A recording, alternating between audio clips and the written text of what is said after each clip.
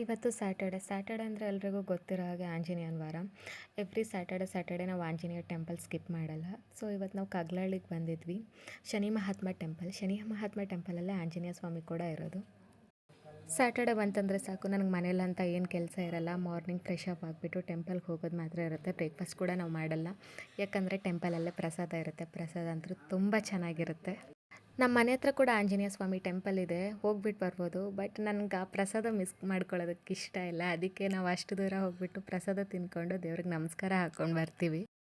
ನನಗಂತೂ ದೇವಸ್ಥಾನದಲ್ಲಿ ಮಾಡೋದು ಪ್ರಸಾದ ಅಂದರೆ ತುಂಬ ಇಷ್ಟ, ಯಾಕಂದರೆ ನಾವು ಮನೇಲಿ ಮಾಡಿದ್ರೂ ಕೂಡ ಅಷ್ಟು ಟೇಸ್ಟ್ ಬರಲ್ಲ. ಆಮೇಲೆ ಕಗ್ಲಹಳ್ಳಿಯಲ್ಲಿ ಶನಿ ಮಹಾತ್ಮ ಟೆಂಪಲ್ ಯಾವಾಗಲೂ ಓಪನ್ ಇರಲ್ಲ, ಯಾವಾಗಲೂ ಸ್ಯಾಟರ್ಡೆ ಮಾತ್ರ ಓಪನ್ ಇರುತ್ತೆ. ಸ್ಯಾಟರ್ಡೆ ಬಂದರೆ ಸಾಕು, Shani Mahatma temple full rush ಆಗಿರುತ್ತೆ. ಮಿಕ್ಕಿದ ಟೈಮಲ್ಲಿ ಯಾರೂ ಇರಲ್ಲ ಅಲ್ಲಿ. ಬಟ್ ಈ ಟೆಂಪಲ್ಗೆ ನೀವು ಒನ್ಸ್ ಬಂದರೆ 9 ವೀಕ್ಸ್ ಕಂಟಿನ್ಯೂಸ್ ಈ ಟೆಂಪಲ್ಗೆ ಬರಬೇಕು. 1 ವೀಕ್ ಕೂಡ ಸ್ಕಿಪ್ ಮಾಡಬಾರ್ದು 9 ವೀಕ್ಸಲ್ಲಿ. ಅದಕ್ಕೆ ನಾವಿಲ್ಲಿ 9 ವೀಕ್ಸ್ ಕಂಟಿನ್ಯೂಸ್ ಬರ್ತಿದ್ದೀವಿ. ನನಗೆ ಸ್ಯಾಟರ್ಡೆ ಅಂದರೆ ತುಂಬ ಖುಷಿ. ಸ್ಯಾಟರ್ಡೆ ಲೀವು, ಇನ್ ಸಂಡೇ 2 ಡೇಸ್ ಆರಾಮಾಗಿ ಮನೇಲಿ ರೆಸ್ಟ್ ಮಾಡಿಕೊಂಡು ಅಲ್ಲಿ ಇಲ್ಲಿ ಸುತ್ತಾಡ್ಕೊಂಡಿರ್ಬೋದು.